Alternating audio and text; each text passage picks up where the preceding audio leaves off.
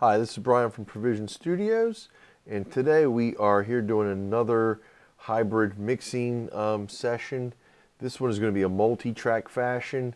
The previous one was just showing you the basic setup of how to get the hybrid studio configured to work back with communication between the analog console and your digital interface and or computer. And we basically just did a single track.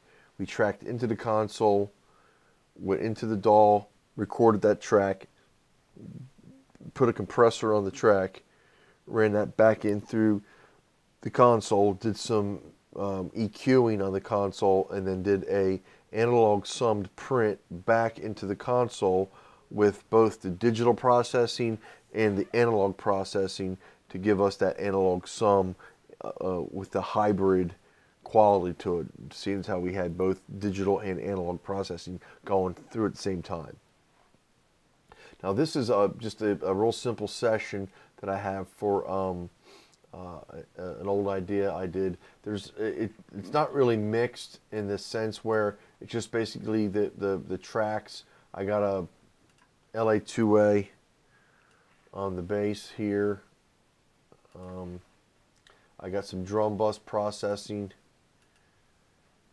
and that's about it. So there's not a lot going on in the box, but I just wanted to show you guys how to route through the console multi-track. So this is basically the idea digitally.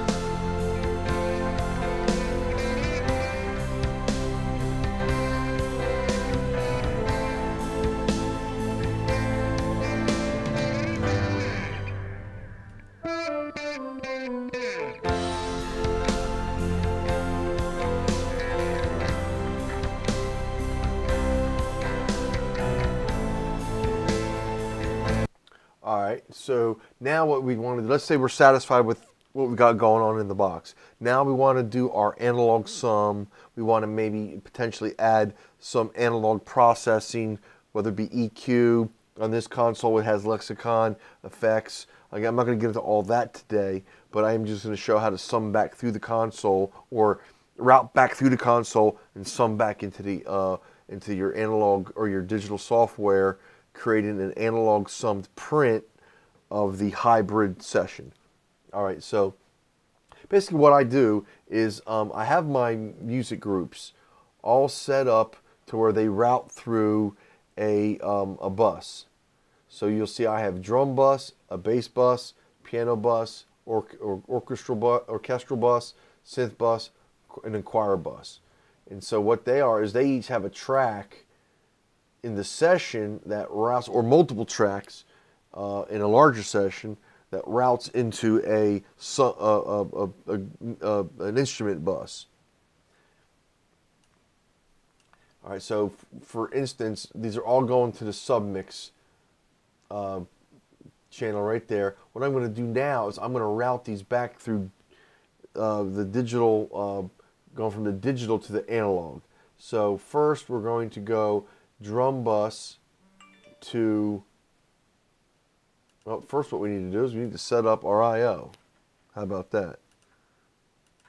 This would be a good example. So we have an interface that was previously used for another session. So our buses are all wrong. So I'm going to import my Soundcraft And there we go.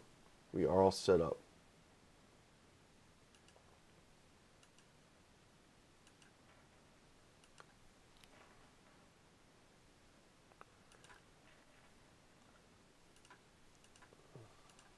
So there we go.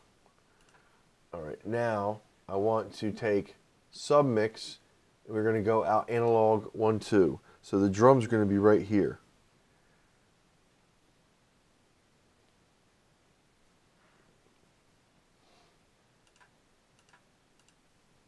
So let's do it like this. Bass will be analog 3, 4. Piano will be 5, 6. Orchestral bus will be 7, 8. The synth bus will be 9, 10. The choir bus will be 11, 12. And that'll be it. All right, so that's going through analog as opposed to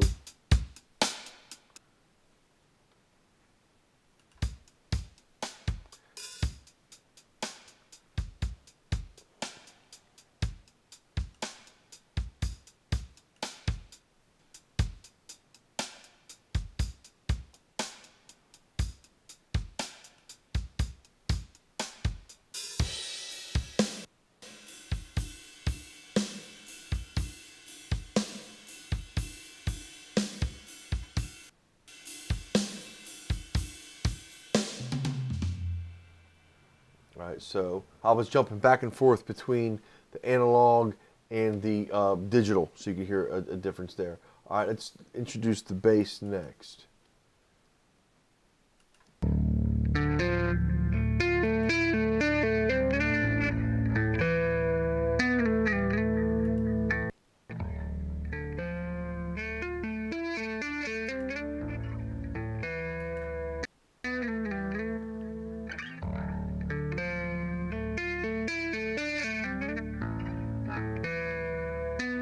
I'm going to pull these all down.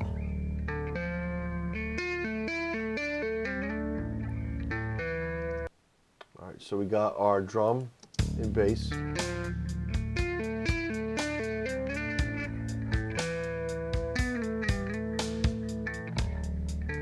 Piano.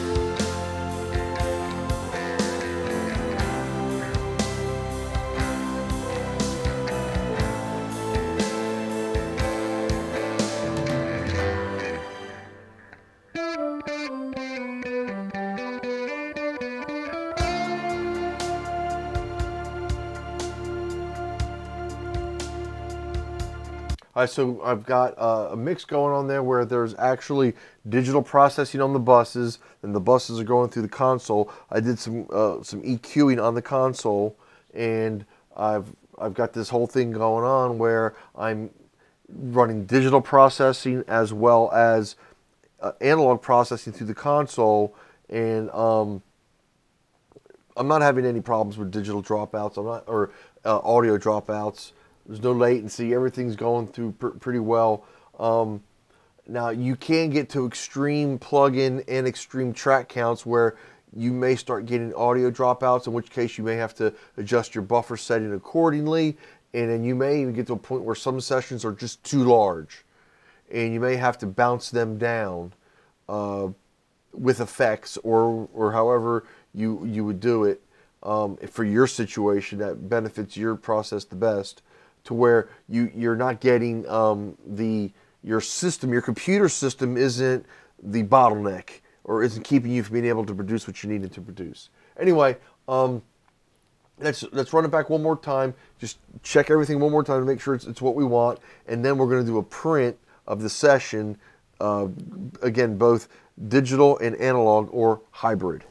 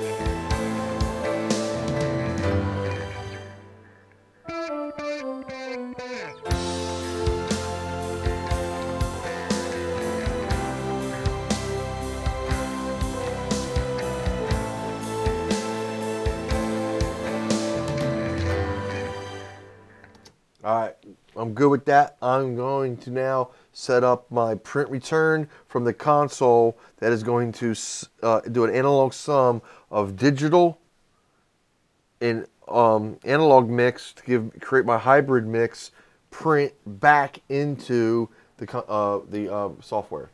So again, we are going to create 2 tracks. The first one will be a stereo aux track, which is going to effectively be our print bus back from the console into the software. And the second track is going to be a stereo audio track, which is going to be like our tape, what we're printing to. So we will name them accordingly. Analog sum goes to the print track. All right, we will solo safe those tracks. Input monitor to print track. All right, so now we want to make sure our routing is correct. The print track is going to go out to the master output. The analog sum is going to go into the print track. So we're going to select track.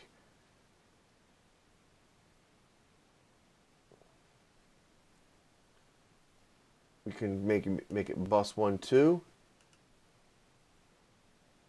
Bus 1, 2. So bus 1, 2 is our print track. We can rename that if we want.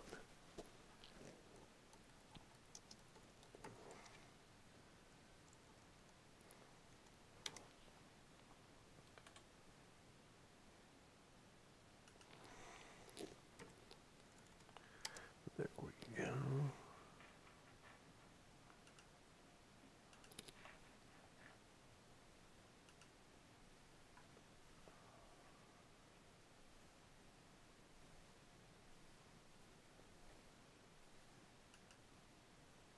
There we go.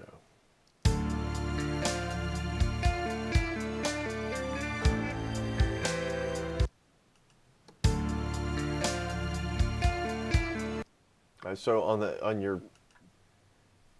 you want to make sure you have the input of your print track set for analog 2324.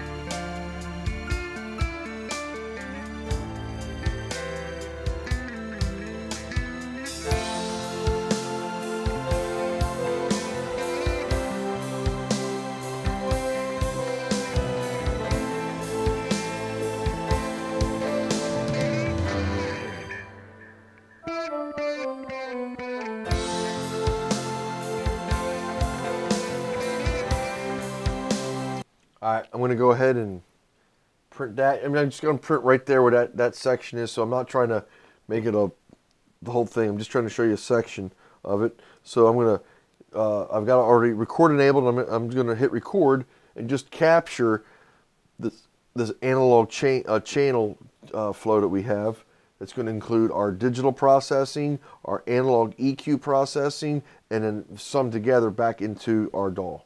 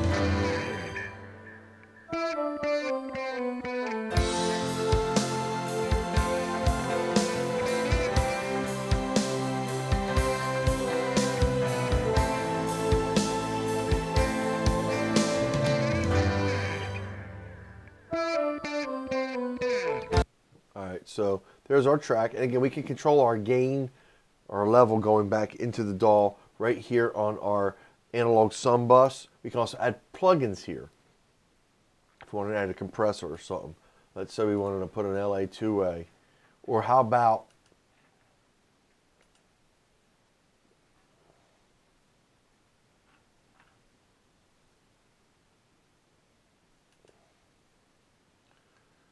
an old SSL bus compressor.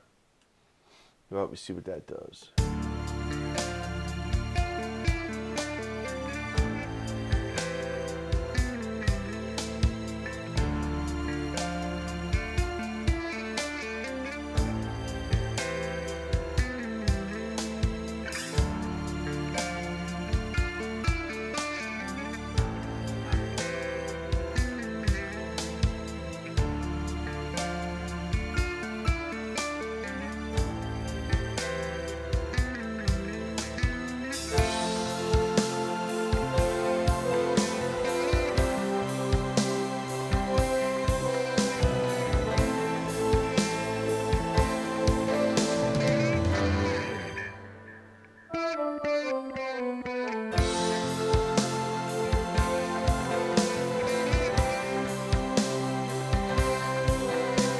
right, now we can go and print that right over top of what we already have.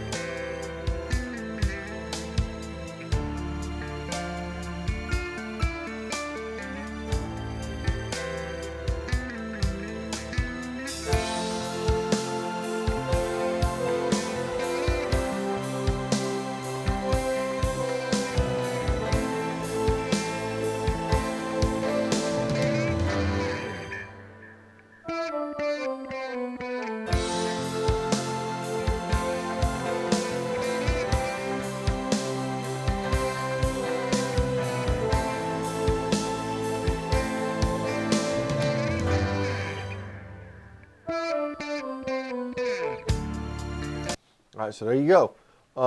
That's adding processing after the analog sum. So there's so many things you can do, and also the reason why you're putting the plug-in here on the aux track, if you put it on the actual audio print track instead of the aux track, the effect that you put in there, the plug-in you put in there, will not be on the audio track printed. It will be a plug-in on the track, because in Pro Tools, plugins on audio tracks are